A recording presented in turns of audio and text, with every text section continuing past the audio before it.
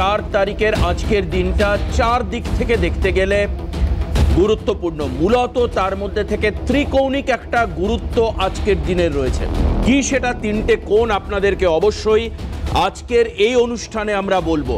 তবে আমরা চাইবো প্রতিদিন, প্রতি মুহূর্তে, প্রতিটা অনুষ্ঠানে আমাদের উদ্দেশ্য এবং লক্ষ্য একটাই, সেটা হচ্ছে এসআইআর সম্পর্কে আপামর মানুষের ধারণা এবং দৃষ্টিকোণকে পরিষ্কার করা। আমি কেন এই কথা বলছি? কারণ আজকের দিনে দাঁড়িয়েও মঞ্চে দাঁড়িয়ে রাজনৈতিকভাবে বলতে হচ্ছে যে আজও আরেকজন মানুষের মৃত্যু হলো। প্রদীপ করের মৃত্যুর পর এই মৃত্যুর সংখ্যাটা বেড়ে দাঁড়িয়েছে 7 জন, যেটা দাবি করছে রাজ্যের শাসক দল তৃণমূল কংগ্রেস। তারা দাবি করছে যে এসআইআর এর আতঙ্কে, এনআরসির আতঙ্কে একের পর এক মৃত্যু হচ্ছে। প্রদীপ করের মৃত্যুর ঘটনা আজ থেকে 7 দিন আগের নয়, তার মধ্যে 7 জনের মৃত্যু হয়েছে। আজকে প্রতিবাদ মিছিলে, এসআইআর প্রতিবাদ মিছিলে হেঁটে অভিষেক বন্দ্যোপাধ্যায় মঞ্চে দাঁড়িয়ে এই আতঙ্ক এবং উৎকণ্ঠার কথা বলেছেন। আমি সেই কারণের জন্য বলছি, এসআইআর সম্পর্কে ধারণা স্পষ্ট করতে হবে মানুষের কাছে। সেই দায় শুধুমাত্র মিডিয়ার নয়, সেই দায় শুধু কমিশনের নয়, ইভেন সেই দায়িত্ব নিতে হবে রাজনৈতিক দলগুলোকে। কিভাবে তারা দায়িত্ব নেবেন আজকের এই অনুষ্ঠানে তারা বলবেন। কিন্তু এভাবে তো মৃত্যু বাড়তে পারে না, আতঙ্ক বাড়তে পারে না। সত্যি কি কেউ ইচ্ছাকৃতভাবে আতঙ্ক ছড়াচ্ছে, নাকি এসআইআরটা করাই হয়েছে আতঙ্ক তৈরি করবার জন্য? এটাও একটা বড় বিষয়। এই দুটো বিষয়ে নজর থাকবে। কিন্তু আর কোন 3টি বিষয় গুরুত্বপূর্ণ আজকের দিনে, সেটা হচ্ছে আজ 4 তারিখ বাড়ি বাড়ি গিয়ে বিএলওরা এনুমারেশন ফর্ম দেওয়া শুরু করলেন। অর্থাৎ আজকের দিন কার্যত ফিল্ড ওয়ার্ক করে এসআইআর শুরু হলো। এরপরে সেই ফেব্রুয়ারি 7 তারিখ পর্যন্ত অনেক জল গড়াবে আমার বিশ্বাস, আমার অভিজ্ঞতা থেকে এটা বিশ্বাস। বাড়ি বাড়ি এনুমারেশন ফর্মের আজকে প্রথম দিন। দ্বিতীয়ত গুরুত্বপূর্ণ, এসআইআর এর প্রতিবাদে আজ রেড রোড থেকে একেবারে জোড়াসাঁকো ঠাকুরবাড়ি পর্যন্ত একটা বিরাট মিছিল রাস্তায় নামলো রাজ্যের শাসক দল। এই মিছিল অর্থাৎ তৃণমূল কংগ্রেসের নেতৃত্ব স্থানীয়রা মিছিলে ছিলেন, বিশেষত মমতা ব্যানার্জি এবং অভিষেক বন্দ্যোপাধ্যায় মিছিলের অগ্রভাগে হেঁটেছেন। তীব্র কটাক্ষ এবং আক্রমণ করেছেন বিরোধী দল বিজেপিকে, দিল্লিকে এবং রাজ্যের মির্জাফরকে। হাতে ছিল মমতা বন্দ্যোপাধ্যায়ের সংবিধান, আমরা দেখতে পাচ্ছি সেই ছবি আমাদের টিভি স্ক্রিনে রয়েছে। আরেকটা কেন গুরুত্বপূর্ণ, অন্যদিকে বিজেপি বিভিন্ন জায়গায়, বিভিন্ন এলাকায়, বিভিন্ন ব্লকে যেখানে যেখানে তাদের সংগঠন রয়েছে, সিএ ক্যাম্প চালু করছে আজকে থেকে। সিএ ক্যাম্পের মূলত কাজ কি হবে? সিএর জন্য মানুষকে অ্যাসিস্ট্যান্স দেওয়া, সিএর জন্য মানুষকে সাহায্য সহযোগিতা করা, যাতে যে সমস্ত নাম বাদ যাবে তার মধ্যে বেশিরভাগই হয়তো মতুয়া সম্প্রদায়ের মানুষ থাকতে পারেন বলে বিজেপির অনেকে ধারণা স্পষ্ট করছেন, তাদের যাতে আবার ভারতীয় নাগরিকত্ব দেওয়া যায়। ঠিক এহেন পরিস্থিতিতে আমরা কিভাবে আগামী দিনের দিকে তাকাবো? তবে ফার্স্ট, সব থেকে ইম্পর্টেন্ট প্রায়োরিটি আমার কাছে, আমার গেস্টের কাছে, আমার বাংলার মানুষের কাছে, সেটা কি? সেটা হচ্ছে আতঙ্কজনিত কারণে মৃত্যু বন্ধ হতে হবেই হবে। না হলে এভাবে অবাঞ্ছিতভাবে মানুষ একের পর এক মারা যাবেন, এটা মেনে নেওয়া যায় না আজকের এই 21শ শতাব্দীতে দাঁড়িয়ে। কে কিভাবে দেখছেন আমরা আলোচনা করব। আমি পরিচয় করিয়ে দেব যারা যারা আজকে রয়েছেন। আমাদের সঙ্গে রয়েছেন তৃণমূল কংগ্রেসের মুখপাত্র প্রদীপ্ত মুখোপাধ্যায়। আমি প্রদীপ্ত তাকে স্বাগত জানাবো আজকের অনুষ্ঠানে। পাশাপাশি বিজেপির প্রীতম দত্ত আমাদের সঙ্গে রয়েছেন। হাতখানেক দূরত্বে প্রদীপ্তর থেকে প্রীতম থাকলেও দূরত্বটা কিন্তু কাশ্মীর কন্যাকুমারিকার রাজনৈতিক দিক থেকে কে কিভাবে কাকে কমব্যাট করবে সেটা দেখার বিষয়। অন্যদিকে রয়েছে আমাদের সঙ্গে অশোক ভট্টাচার্য, জাতীয় কংগ্রেস মুখপাত্র। স্বাগত জানাবো অশোক দাকে। আর আমাদের সঙ্গে সম্পূর্ণ এই বিষয়ে এসআইআর তাত্ত্বিক আলোচনা, গুরুত্ব, পর্যবেক্ষণ, আতঙ্কের কোনো জায়গা আছে কিনা, কিভাবে এসআইআরকে গ্রামে গঞ্জে প্রত্যন্তর অঞ্চলের মানুষের দেখা উচিত তা বিস্তৃত আমাদেরকে বলবেন। আমি সম্পূর্ণ আশা রেখে এই ব্যাপারে একটা স্পষ্ট ধারণা দেবেন বিশ্বজিৎ দাস। অধ্যাপক দাসকে স্বাগত জানাই আজকের অনুষ্ঠানে। পর্যালোচক এবং বিশ্লেষক এসআইআর এর উপরে আজকে উনি বলবেন। এবার আসুন আমরা প্রথমেই আসি যে আতঙ্কের কথা বলছিলাম। কাল যখন, আমি আবারও বলছি, কাল 3 তারিখ যখন অভিষেক বন্দ্যোপাধ্যায় কালীঘাটে তার ডানে এবং বাঁয়ে শোভন চট্টোপাধ্যায় এবং বৈশাখী বন্দ্যোপাধ্যায়কে দাঁড় করিয়ে প্রেস কনফারেন্স করছিলেন, তখন তিনি যে তথ্য দিয়েছিলেন মৃত্যুর, সেটা ছিল 6টা।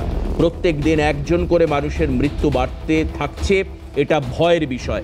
আসুন আমি একবার শোনাবো গতকাল কি বলেছিলেন অভিষেক বন্দ্যোপাধ্যায়, শুনবো। এসআইআর ঘোষণা হওয়ার পর থেকে একের পর এক দুর্ভাগ্যজনক ঘটনা জনসমক্ষে আসতে আমরা সকলে দেখেছি। 5 দিন 6 দিন হয়নি, ইতিমধ্যেই 6টার উপর আত্মহত্যার ঘটনা সামনে এসছে। প্রথম একদম সেই পানিহাটির প্রদীপ কর থেকে শুরু করে তারপর আপনারা দেখেছিলেন ইলামবাজারে একজন 95 বছরের বয়স্ক বৃদ্ধ মানুষ, তিনি আত্মহত্যা করেন। সাথে একজন করেছেন তামিলনাড়ুতে, একজন বর্ধমানের জামালপুরের একজন ভদ্রলোক ছিলেন, তিনি বিষকে আত্মহত্যা করেছেন। তার সাথে আরও একজন ভর্তি ছিল, আমি একটু আগে খবর পেলাম তিনিও মারা গেছে। ডানকুনিতে একজন আত্মহত্যা করেছেন এসআইআরের আতঙ্কে এবং ভয়। আর আজ প্রতিবাদ মিছিলে হেঁটে অভিষেক বন্দ্যোপাধ্যায় বলছেন এই যে যাদের নাম বাদ গেছে, মানে যে কারণের জন্য আতঙ্কগ্রস্ত হয়ে মৃত্যু হয়েছে, এদের প্রত্যেকেরই নাম প্রায় 2002-এর যে বেঞ্চমার্ক, যে একটা বেঞ্চমার্ক তৈরি করা হয়েছে যে তালিকা নির্বাচন কমিশনের, সেখানে ছিল। অর্থাৎ এর প্রতিবাদে আগামী দিনে দিল্লিতে গিয়ে আন্দোলন হবে।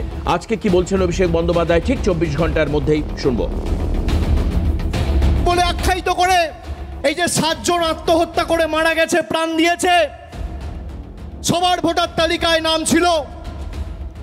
যখন ইচ্ছা যাকে ইচ্ছা বাংলাদেশি বলে আখ্যায়িত করে ডিপোর্ট করে দিচ্ছে।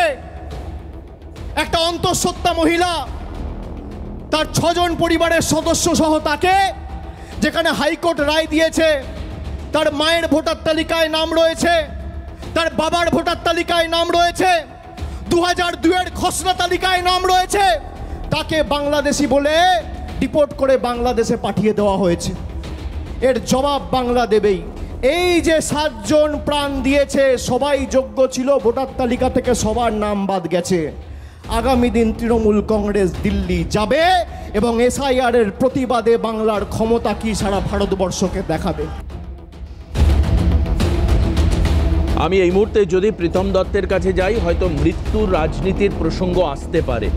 আমি আবারও বলছি, হয়তো প্রীতম সে পথে নাও যেতে পারেন, তবে এটা বাস্তব যে বিজেপি এর মধ্যেই বহু রাজ্য নেতৃত্ব বলেছেন তৃণমূল মৃত্যুর রাজনীতি করে। আমরা সেটা বলছি না, কিন্তু আমি প্রদীপ্তদার কাছে যাব। প্রদীপ্তদা, এই যে একের পর এক মৃত্যু, রেদার বলা ভালো প্রত্যেক দিন প্রায় একজন করে মানুষের মৃত্যু হচ্ছে। আপনি ধরুন প্রদীপ করের মৃত্যুর ডেট থেকে আজ পর্যন্ত গড়ে প্রত্যেক দিন একজনের উপর মানুষের মৃত্যু হয়েছে। তাহলে এই সংখ্যাটা তৃণমূলের কাছে কতটা উৎকণ্ঠার? এক। দ্বিতীয় সব থেকে বড় প্রশ্ন, এই আতঙ্ক, ভয়, এসআইআর বিভীষিকা কিভাবে এই গ্রামগঞ্জের মানুষের কাছে পৌঁছাচ্ছে? কারণ আপনারা তো বলেন যে আপনাদের সংগঠন একদম গ্রাসরুট লেভেল পর্যন্ত রয়েছে। তাহলে সেখানে মানুষের কাছে এই ত্রাস, আতঙ্ক, বিভীষিকা, ভয় পৌঁছচ্ছে কি করে? অধিকারী নামে একজন ব্যক্তি এখানে আছেন, বিজেপি নামে একটা দল আছে, দ্বিতীয় বৃহত্তম দল পশ্চিমবঙ্গে, ভারতের এবং বিশ্বের সব থেকে বড় দল। 108 কোটি তাদের হোয়াটসঅ্যাপ গ্রুপ আছে। খবর মিঠুন চক্রবর্তীর দল, খবর দেখি না, খবর রাখি না, খবর তৈরি করি। 52 জন জেলে আছে, বিএলওরা সাবধান, বিএলএরা সাবধান। 52 জন বিহারের জেলে আছে, সবকটা পলিটিক্যাল লোক। পলিটিক্যাল লোকদের আমরা দেখে নেবো। 1,25,00,000 লোকের নাম বাদ দিয়ে দেবো, তারা সব রোহিঙ্গা এবং বাংলাদেশ থেকে এসেছে। আমি শেষ করবো। 2 কোটির নাম এসেছে, দলনেত্রী বলেছেন 2 কোটির নাম বাদ দিয়ে বিজেপি ভোটে জেতার চেষ্টা করছে। আমি আবারও বলছি, আমি কার কথা বলছি সেটা বোঝা জানিয়ে দিদির কথাটা সত্যি, সেটা প্রমাণ হয়ে যাবে। সিঁড়ি থেকে নামছি, হেলিকপ্টার থেকে নামছি না। তারপরে কি বলছে, 5 জনকে অলরেডি পাঠিয়ে দিয়েছি, এরকম 5 বার করে পাঠাচ্ছি, একদম ওই পেল অর্ডার করে ওই পারে পাঠিয়ে দিচ্ছি। তার বাবার, তার মায়ের নাম এখনো ভারতীয় ভোটার লিস্টে আছে, এখনো তাদের দেশে ফেরানো হয়নি। প্রেগনেন্ট মহিলা, শুধু মুসলিম বলে তাদের পাঠিয়ে দেওয়া হলো। সুপ্রিম কোর্ট বললো যে তারা ভারতীয়, এসআইআর বলছে তারা ভারতীয়। তাহলে এখানে কি বলছে? সুপ্রিম কোর্ট কি বলেছে? হাইকোর্ট বলেছে। আমি কি সুপ্রিম কোর্টে মামলাটা চলছে। হাইকোর্ট তো বলেছে, হাইকোর্ট তো ফেরাতে বলেছে। সুপ্রিম কোর্টের রায়টা একটু দয়া করে দেখে নেবে প্লিজ। তারপরে কি 326 নম্বর ধারা নামে একটা ধারা আছে, তুমি নিশ্চয়ই জানো। 326 ধারা কি বলেছে? 18 বছর প্রত্যেক ভারতীয় নাগরিক ভোট দেবে। তোমার বাড়ি অশোকনগর, আমার বাড়ি বনগা, না, প্রশ্ন তো যে এই আমি শেষ করব, ভারতীয় কিনা সেটা প্রশ্ন। এইটাই তো প্রশ্ন, যে ভারতীয় সেটি কিনা। ভারতীয়। 326 আর তার মাপদণ্ডটা কি, মানদণ্ডটা কি, আমি কি করে মাপবো যে সে ভারতীয় আর ভারতীয় নয়? উত্তর না দিলে শেষ হবে কি করে? ডেফিনেটলি 326 নম্বর ধারা অনুযায়ী একজন 18 বছর ভারতীয় নাগরিক ভোট দেওয়ার অধিকারী। ঠিক। তুমি এইখান থেকে তোমার বিরাটিতে অফিস একটু বনগাঁর দিকে পরপর ক্যামেরাগুলো পাঠিয়ে দাও, যেখানে যেখানে সিএএ ক্যাম্প হচ্ছে তাদের জিজ্ঞেস করো যে ভাই আপনারা 2014 ভোট দিয়েছিলেন কিনা, 2019 ভোট দিয়েছিলেন কিনা, 2024 ভোট দিয়েছিলেন কিনা। তারা বলবে হ্যাঁ দিয়েছিলাম কর্তা, আমরা ভোট দিয়েছিলাম। তোমার চ্যানেলে ইন্টারভিউ দেখেছি বারাসাতে যখন সিএএ ক্যাম্প হচ্ছে, বিজেপির নেতারা হাসি মুখে সেখানে বসে আছে, আমরা তো ভোট দিয়েছি কিন্তু আমাদের একটা সমস্যা আছে, আমরা তাই জন্য এটা ফিল আপ করতে এসেছি। 700 টাকায় নাগরিকত্ব হচ্ছে, 800 টাকায় নাগরিকত্ব হচ্ছে। শান্তনু ঠাকুর বলে দিচ্ছেন, যিনি বারবার ভুলে যান যে আমাকে কলকাতার ইলেকশন অফিসে যেতে হবে না দিল্লির ইলেকশন অফিসে, সবাই দিল্লির ইলেকশন অফিসে বসে আছে, উনি কলকাতায় গিয়ে ধুনো দিচ্ছেন। ফলে এই ধরনের নেতারা যারা বলে দেন যে ভাই দেখো আমি তোমাদের ভোটার দিয়ে দেবো, ভোটার কার্ড দিয়ে দেবো, তোমাদের আমি নাগরিকত্ব দিয়ে, 2-1 ভোট দিতে পারবে না, তাতে কোনো অসুবিধা নেই। তাহলে এই 326 নম্বর ধারা অনুযায়ী যে মতুয়ারা দীর্ঘদিন ধরে ভোট দিয়ে এলেন তারা হঠাৎ করে ডিফ্র্যাঞ্চাইজড হয়ে যাবেন একদম। এবং শেষ করব, ক্লোজ করব। তার মানে শান্তনু ঠাকুর ভোটার যাদের দ্বারা ভোট পেয়েছেন, শান্তনু ঠাকুর তাদের এমপি নন, সাংসদ নয়, সাংসদ নন, এবং বনগাঁর বিধায়ক যারা দুজন আছেন তাদের মধ্যে তো একজনের নাম 2002 সালে নেই, তাদের মধ্যে একজনের নাম 2002 সালে তার বাবা মার নাম নেই। তার মানে তারা কারা? তার মানে বিজেপি কি বাংলাদেশীদের নিয়ে এখানে তাদের এমএলএ এমপি করে দিয়েছে? একদম। আমি ঠিক আপনার এই প্রশ্ন নিয়ে যাব প্রীতম। এখানে যে তথ্য আনছেন প্রদীপ্তদা, সেটা আমি যদি ক্রোনোলজিক্যালি আসি, 2004, 2009 এই সময় বিজেপি সেন্ট্রালে নির্বাচিত হয়নি, কিন্তু 2014, 2019, 2024 এই যে পরপর 3টে লোকসভার টেনিওর বিজেপি পেরিয়ে আসলো এবং দুবার ফুল মেজরিটি, একবার 240-এ তারা সরকার তৈরি করলো।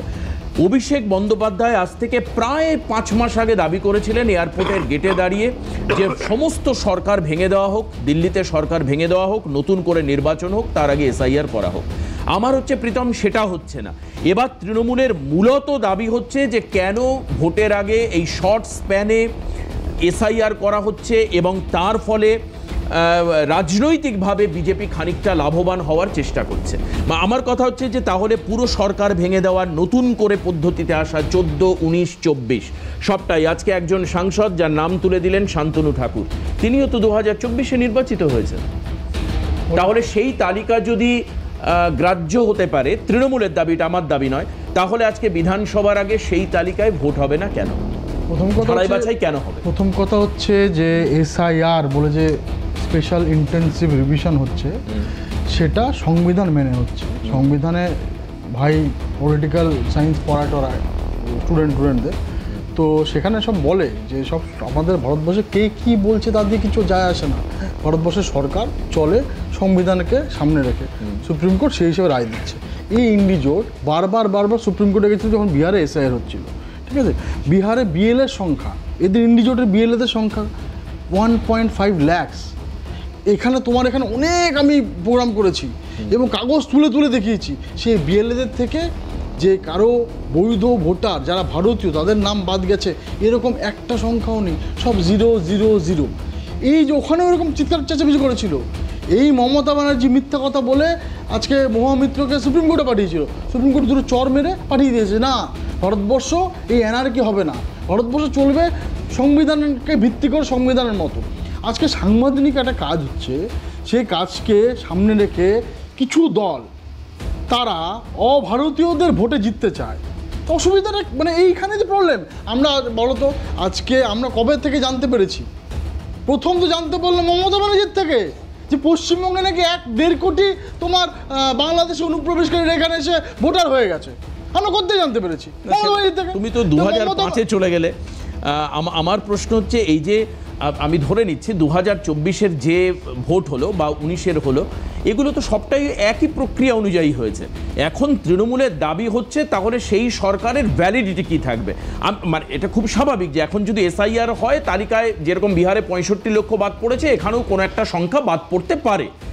তাহলে যে বিজেপির 12 জন সাংসদ নির্বাচন, আমি তৃণমূলের বিধানসভার কথা ছেড়ে দিচ্ছি, এই 12 জন সাংসদের তো ভোট যা তারা পেয়েছিল সেটা নিয়েও প্রশ্ন উঠে যাবে। আসলে কি বলতো, এই তোমাদের আজকে যে কিছু লোকজন মারা গেছে না, সেই জন্য মিডিয়ারও কিছু দায়িত্ববোধ আছে। এই বারবার এসআইআরটা সাংবিধানিক একটা পদ্ধতিতে তুমি বলছো যে কেন বাদ হবে না, কেন তোমার যে প্রশ্নগুলো প্রত্যেকটা প্রশ্ন সুপ্রিম কোর্টে করা হয়েছিল যে কেন আমরা হবে না।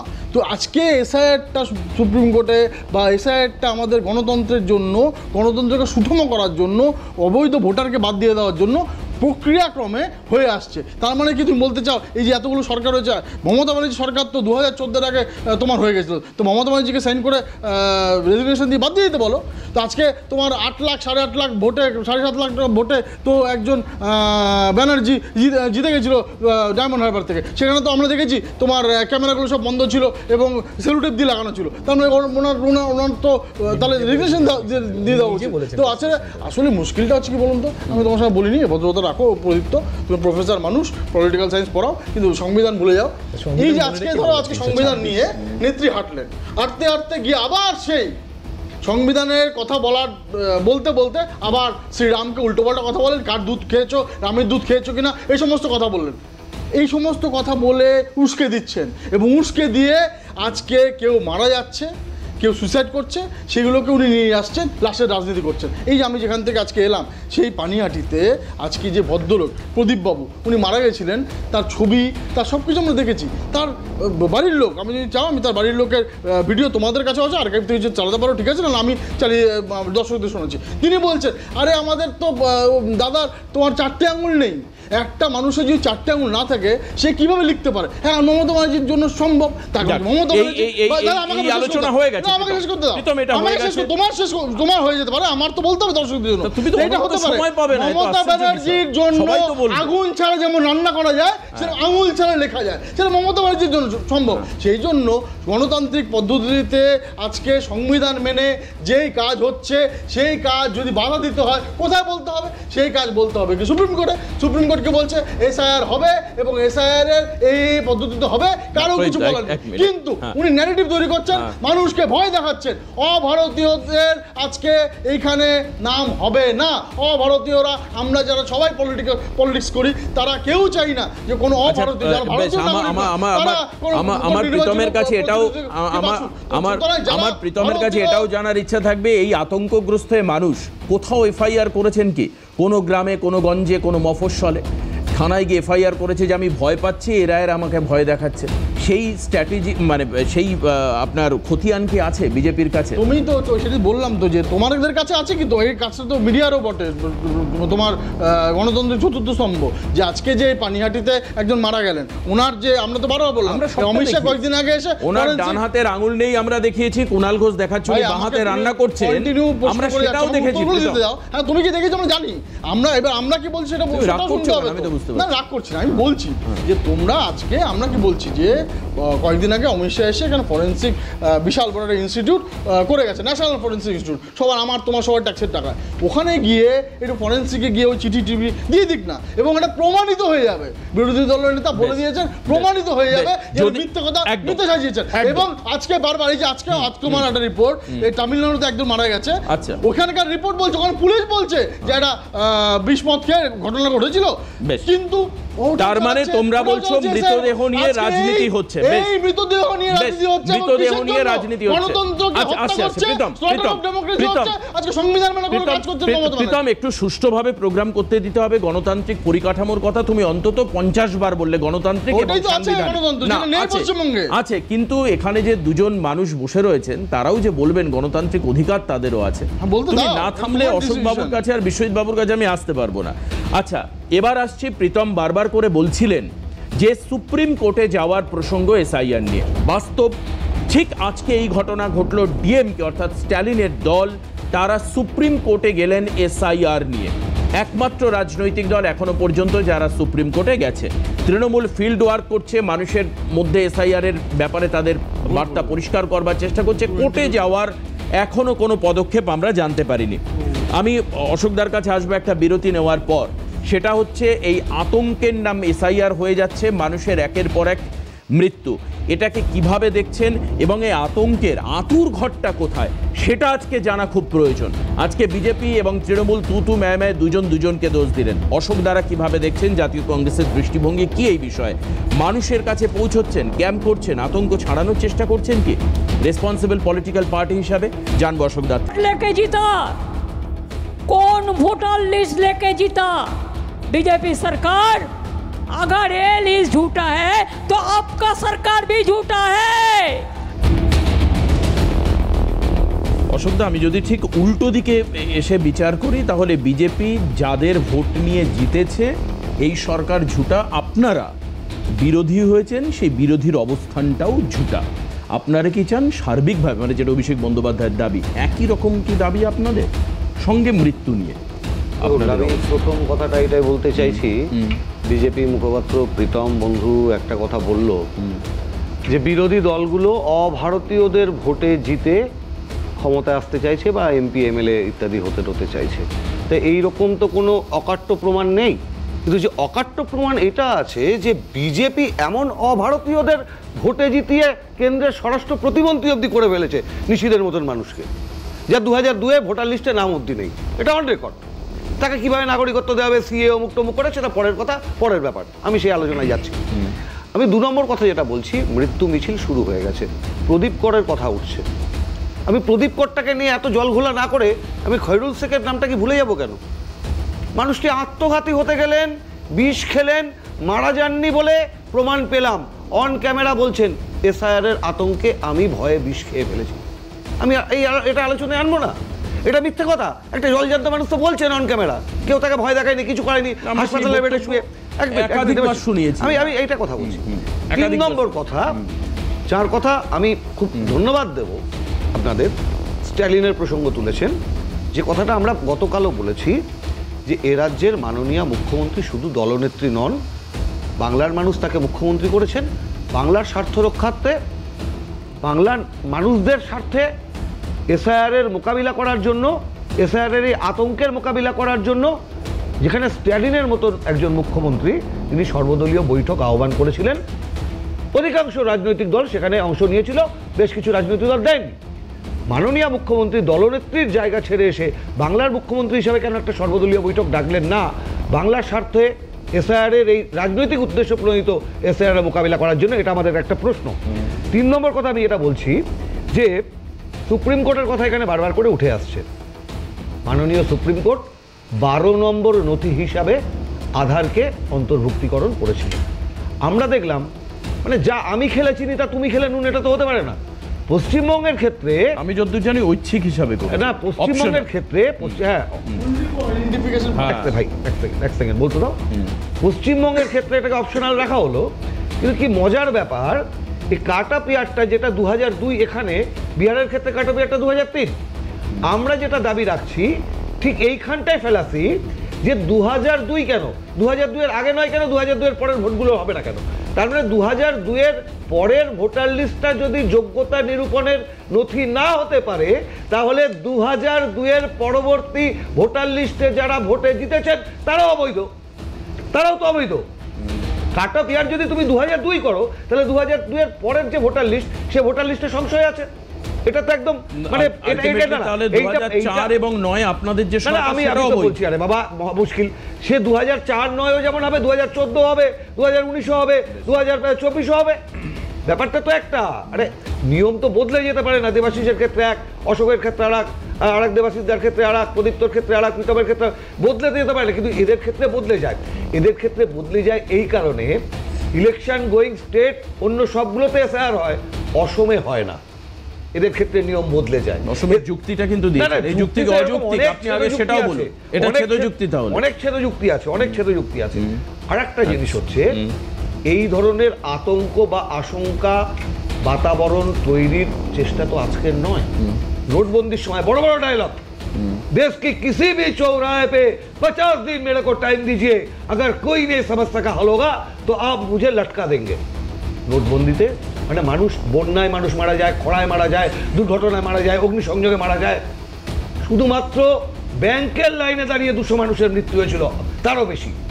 আমি আতঙ্কিত। আপনি বলছিলেন আমরা পশ্চিমবঙ্গ প্রদেশ কংগ্রেসের পক্ষ থেকে হেল্প ডেস্ক চালু করেছি, মানুষকে বোঝাচ্ছি। কিন্তু বোঝানোর দায়িত্ব আপনি যেটা বললেন, আমি যার সাথে আমি একমত নয়, আপনার প্রতিবেদনে আপনি বলেছেন, কিন্তু শুধু একমাত্র নির্বাচন কমিশনের দায় নয়, না, সমস্ত দায় নির্বাচন কমিশনকে নিতে হবে। ভোট কন্ডাক্টের দায়িত্ব তাদের।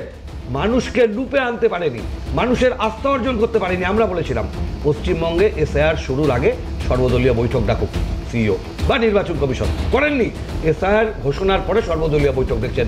আর শেষ কথা বলবো, ভোট চোর যার নেতৃত্বে ভোট চুরি হয়েছে, সেই আপাদমস্তক কাপুরুষ বিজেপির দালাল জ্ঞানেশ কুমারের নেতৃত্বে যদি এসআইআর হয়, সেই এসআইআর কতটা উপযুক্ত হবে আমরা সন্দিহান। একদম।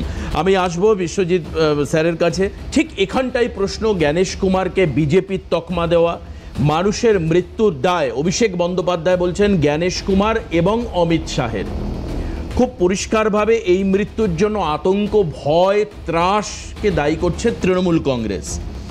সাংবিধানিক একটা অধিকার ইলেকশন কমিশন প্রয়োগ করতে গিয়ে পশ্চিমবঙ্গে পদে পদে বাধা পাচ্ছে।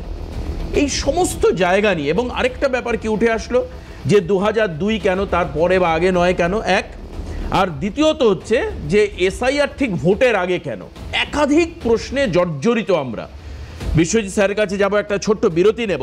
তবে বিরতির থেকে ফিরে এসে আপনাদেরকে দেখাবো মমতা বন্দ্যোপাধ্যায় আজকে 2 কোটি মানুষকে বাদ দিয়ে বিজেপি ক্ষমতায় আসতে চাইছেন এরকম একটা অভিযোগ করলেন। পাশাপাশি ডিটেনশন ক্যাম্পে পাঠানোর চক্রান্ত করছে বিজেপি বলছেন অভিষেক। আমি দুটো বাইটই শোনাবো। ওদের ডিটেনশন ক্যাম্পে পাঠিয়ে দিই,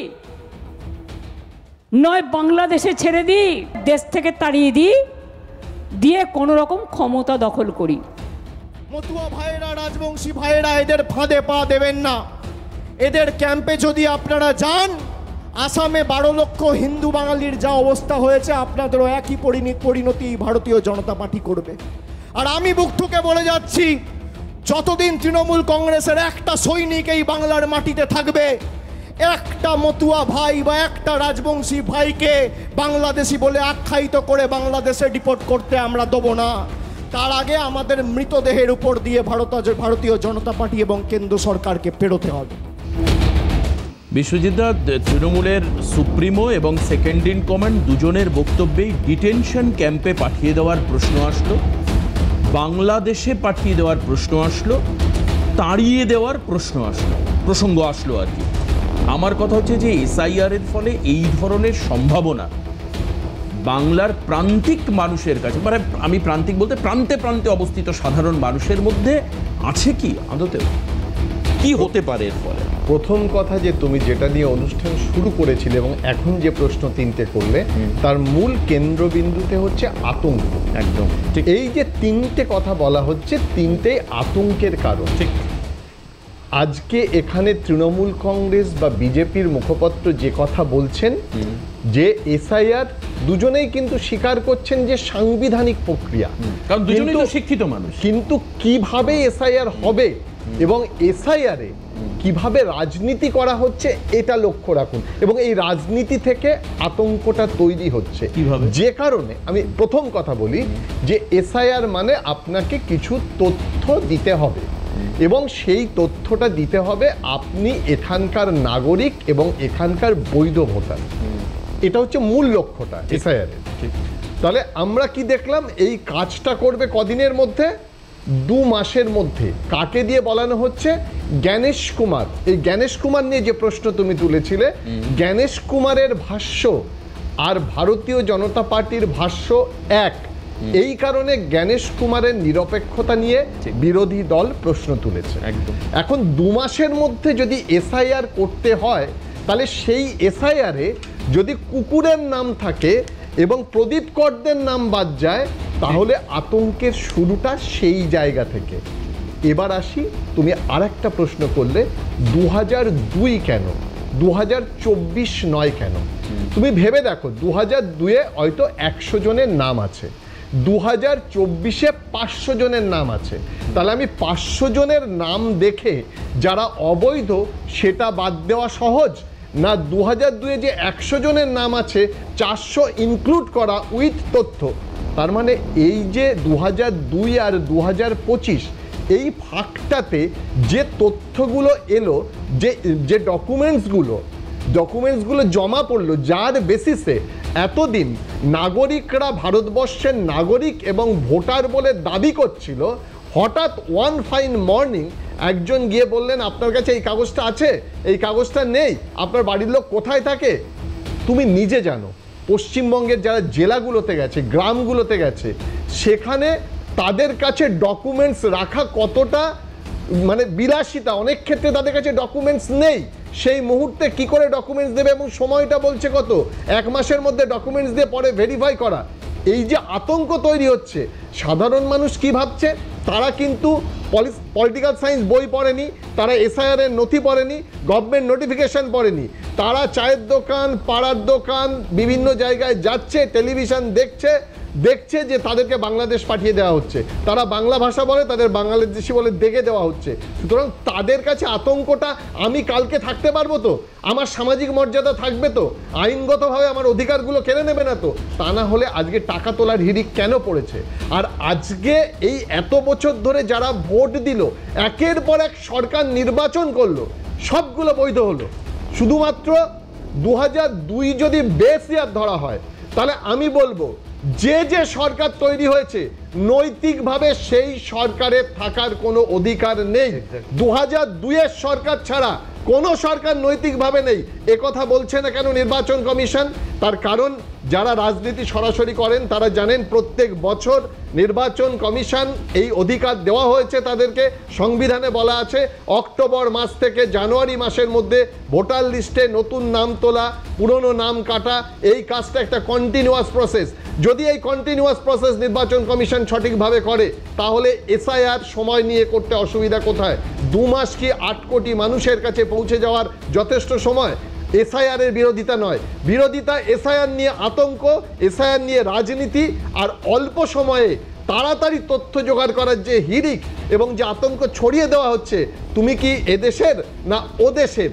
সবচেয়ে ক্ষতিগ্রস্ত হচ্ছে মতুয়া, রাজবংশী, সীমান্তবর্তী এলাকার মানুষেরা, যাদের সঙ্গে অনুপ্রবেশ নয় শরণার্থীদের সম্পর্ক আছে। এতদিন তাদেরকে আমরা ভালোবেসেছি, এতদিন তাদের ভোটে আমরা সরকার তৈরি করেছি, আর আজকে বলছি তোমার এই কাগজ আছে, কাল সকালে তোমাকে চলে যেতে হবে ডিটেনশন ক্যাম্পে। আর সেই ডিটেনশন ক্যাম্পের ছবি মানবিক নয়, অমানবিক। আজকে সেই কারণে আসামে এসআইআর করতে সাহস পাচ্ছে না, যে আসামের সরকার জানে যে যদি এসআইআর ঘোষণা করা হয়, এনআরসি যদি তার পরবর্তী পদক্ষেপ হয়, তাহলে আসামের সরকার থাকতে পারবে না। সেই কারণে নির্বাচন কমিশন সেইভাবে এগোচ্ছে। আর এই মৃত্যুর দায় নির্বাচন কমিশনকে নিতে হবে।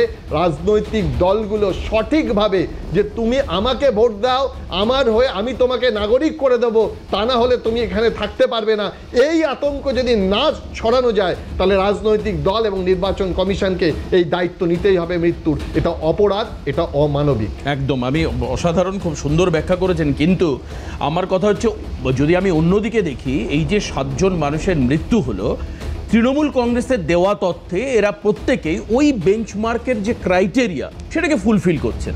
তাহলে স্যার আমার প্রশ্ন হচ্ছে যে যারা এই গ্রাসরুট লেভেলের মানুষ, ন্যূনতম জায়গা থেকে তাদের নামটা আছে কিনা সেটা যাচাই করা, বোঝা, বা আমার পক্ষে আদতে, হ্যাঁ এটা হতো যে বাংলাদেশি মানুষ তাদের আত্মহত্যা হচ্ছে তা নয়, তারা হয়তো পালিয়ে যাচ্ছেন বা সীমান্তবর্তী এলাকা থেকে তারা অনেক জায়গায় যাচ্ছেন, এরকম খবর হচ্ছে, বাড়িতে পরিচারিকা পাওয়া যাচ্ছে না, ইত্যাদি ইত্যাদি ইত্যাদি নানান কিছু।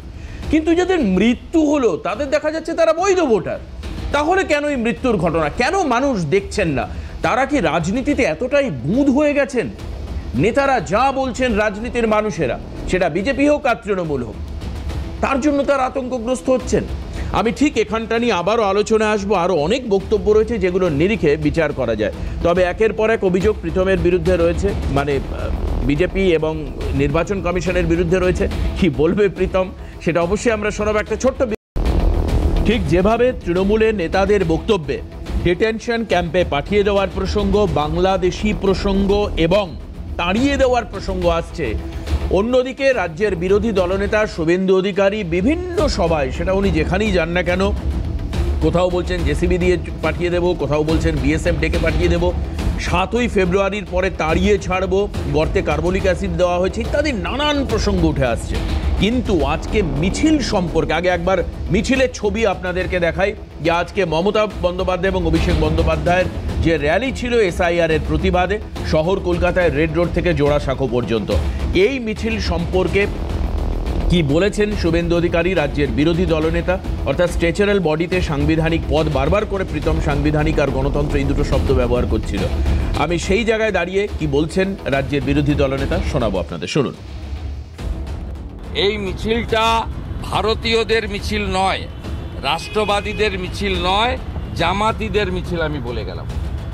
আপনি খোঁজ নিন, যত বাংলাদেশি অনুপ্রবেশকারী মুসলমান গাড়ি করে করে আসছে বসিরহাট, হিঙ্গলগঞ্জ, স্বরূপনগর থেকে গিয়ে দেখে আসবে, এটা জামাতের মিছিল। চলে যাব প্রীতমের কাছে। প্রীতম, এই বক্তব্যের সমর্থনে ডেফিনেটলি দলীয়ভাবে সমর্থন নিশ্চয়ই বিজেপির রয়েছে, কি বলবে? বলেই দিলে দলীয়ভাবে সমর্থন বিজেপির আছে তো থাকবে, বিরোধী দল ভারতীয় জনতা পার্টির তো নিশ্চয়ই আছে। কিন্তু আমি তার আগে তৃণমূলই সেজে আসে অ্যানালিস্ট যে বিশ্বজিৎ দা, উনি অনেক কথা বললেন। উনি বললেন যে গণেশ কুমার আর বিজেপির কথা মিলে যাচ্ছে। আরে কেন মিলবে না? তার কারণে যে বিজেপি সংবিধানের কথা বলে, গণেশ কুমারও সংবিধানের কথা বলে, যারা অনুপ্রবেশকারী আর রোহিঙ্গাদের কথা বলে তাদের সাথে সাথে মিলবে না, এটা তো স্বাভাবিক। তারপর সেকেন্ড, আপনার বলছেন বারবার 2002-এর ভোটার কেন কেন, আর এই কোয়েশ্চেনটা তো অলরেডি আপনার সুপ্রিম কোর্টে হয়ে গেছে, তারা যুক্তি দিয়ে বুঝিয়ে দিয়েছে। আবার এটাকে মানুষকে বিভ্রান্ত করছে বারবার। এই যে এই সমস্ত ভিত্তিহীন আলোচনার জন্য কিছু মানুষ বিভ্রান্ত হচ্ছে। আমাদের দায়িত্বর মধ্যে পড়ে, আমরা যদি নিজেদেরকে নাগরিক হিসাবে ভাবি, সত্যি ভারতীয় হিসাবে ভাবি, তা আমাদের দায়িত্বের মধ্যে পড়ে এমন কোনো কথা বলবো না যে কোনো রকম ভয়ভীতি তৈরি হয়। আজকে যারা ভারতীয় তাদের কোনো রকম কোনো অসুবিধা নেই। এই যে এসআইআর এর ফর্ম, এখানে পরিষ্কার লেখা আছে যে আপনার এপিক নাম্বার কি, আপনার বাবার নাম কি, এর আগে বাবার নাম কোথায় ছিল, এর আগে মার নাম কোথায় ছিল, এর যারা আমরা ভারতীয়, কার এটা নেই বলুন তো? কার নেই? প্রত্যেকের আছে। কিন্তু ধরুন আজকে কোনো একটা কিছু আগে আমার ভাই মাঝে মাঝে উদাহরণ দেয় যে বন্যাতে নাকি বেঁচে গেছে। আর বন্যাতে বেঁচে যাওয়ার পরে আমরা ত্রাণ পাঠাই, সেটা দেখেই ভারতীয়দেরই দেওয়া হয়, অন্য কাউকে দেওয়া হয় না যদি ভারতীয় নাগরিক হয়। তারপর তোমার এই যে বারবার এই মমতা ব্যানার্জি এসআইআরকে আক্রমণ করতে গিয়ে ওই হিন্দু ধর্মকে আক্রমণ করে। এটা আজকেও বলেছে রামের কোন নামের দুধ খেয়েছো, কোন নামের দুধ খেয়েছো, কোথায় বলে? যেখানে দাঁড়িয়ে হিন্দু ধর্মকে গন্ধ ধর্ম বলে, সেখানে দাঁড়িয়ে আবার আজকে এই এসআইআর বলতে বলতে শ্রীরামের তোমার আমাদের নানা রকম ভাষায় আক্রমণ করে। কি জন্য বলে? তার কারণ হচ্ছে মমতা ব্যানার্জি হিন্দু বিরোধী একজন মুখ্যমন্ত্রী, উনি এটা বারবার অর্ডার করছেন। সেই জন্য আজকে কালীঘাট শুরু করে, কালী থেকে শুরু করে তোমার কোন লোক মা থেকে শুরু করে বলতে হবে, সবাইকে তো বলতে দিতে হবে। মূর্তিদের ভেঙে চুরমাচুর করেছে। আজকে বেহালাতে একটি মন্দির আজকে ভেঙে ফেলছে, কিসের জন্য? কারণটা পরিচিত ইস্যু নয়। আমরা আসলে এসআইআর ইস্যুতে আসি, এই এসআইআর ইস্যুতে আসি। থামতে হবে, এসআইআর ফেসার কিছু দরকার ছিল না। থামতে হবে। আজকে যেহেতু এসআইআর আপনার দেশ ভাগ হতে এসআইআর হবে, মমতা ব্যানার্জি বলেছে, জানতে পেরেছে। প্রদীপ্তদা, বাংলা বললেই বাংলাদেশি যে দাগিয়ে দেওয়ার চেষ্টা, এই যে প্রমাণ হলো এক্ষুনি হলো মমতা ব্যানার্জি মন্দির, আমি প্রীতম মমতা ব্যানার্জি, আমি জিজ্ঞেস করেছি, এটা আমাকে বলছে প্রদীপ্ত মুখার্জিকে প্রমাণ করবার চেষ্টা করছে। আমি বলছি এই যে ছবিটা বলার চেষ্টা করছে বাংলা বললেই বাংলাদেশি। কাকে বলছেন? মমতা ব্যানার্জি বলছেন, বিজেপি আমাকে জিজ্ঞেস করছেন তো, আমি তো সেটাই বলছি। প্রমাণ তো হয়ে গেল। এই যে আমি যে 5 জনের উদাহরণ দিলাম সকালে এসেই, আমি সকালে এসেই যে 5 জনের উদাহরণ দিলাম, সেটাই তো প্রমাণ হয়ে যাচ্ছে। এরকম তো অজস্র হয়েছে।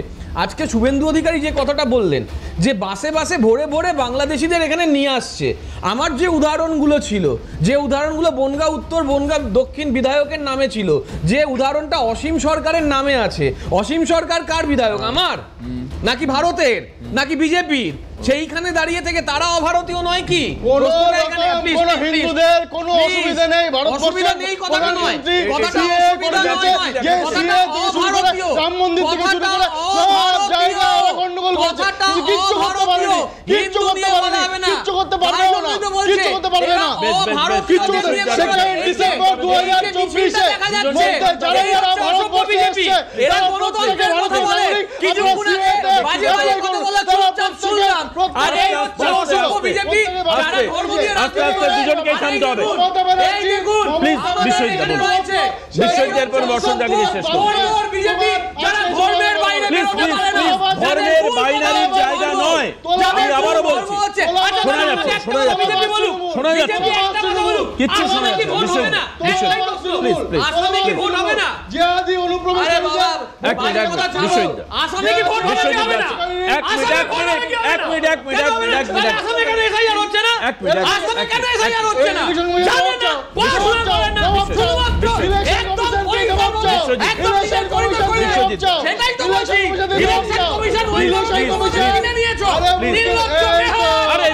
চলবে নাকি? এদেরও তো বলতে দিতে হবে। একটা মিনিট, বিষয় একটা কথা আমি খালি বলবো, প্রীতম তো ব্যক্তি আক্রমণে কি তৃণমূল পন্থী বা এসব বললো, একটা মিনিট, আমার সামনে এরকম করে প্রীতম একটা মিনিট, দর্শক বন্ধুরা দেখছেন যে এইভাবে নিজেদেরকে কেউ একদম গলাবাজি করে কেউ শুনতে পাবেন এর ফলে থেকে শুরু করে আদালত থেকে শুরু করে আরে এইভাবে করে যায় না, প্লিজ প্লিজ প্লিজ প্রীতম বলতে দিতে হবে সবাইকে, একদম ফিরে রেখেছে, শেষ করার সময় হয়ে গেছে। তাকে আজকে বিশ্বজিৎ দা বলুন, অডিও অডিও অডিও শোনা যাচ্ছে না এই দুজন। অসুবিধাটা হচ্ছে প্রীতমদের বিরুদ্ধে যারা কথা বলবে, প্রীতমের ভাষ্যের বিরুদ্ধে যারা কথা বলবে, তারা একটা রাজনৈতিক দল হয়ে যাবে। প্রীতমদের এই কারণে বলা হয়েছে অশোক দর্শক